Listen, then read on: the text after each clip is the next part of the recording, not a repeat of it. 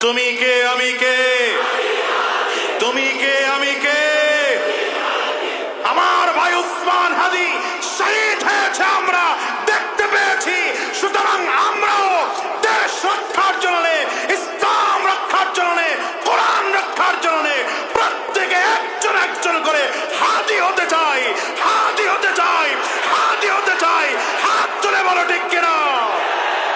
আমরা হাদি হতে চাই না? বলেন না আমরা হাদি হতে চাই না।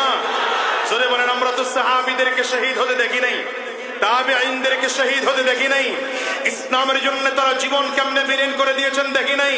কিন্তু আমরা এই যুগে এসে দেশের জন্য, মানবতার জন্য, কোরআনের জন্য, ইসলাম রক্ষার জন্য, আধিপত্যবাদের বিরুদ্ধে বলে আঘাত খেয়ে আমার ভাই উসমান হাদি শহীদ হয়েছে, আমরা দেখতে পেয়েছি। সুতরাং আমরাও দেশ রক্ষার জন্য, ইসলাম রক্ষার জন্য, কোরআন রক্ষার জন্য প্রত্যেকে একজন একজন করে হাদি হতে চাই,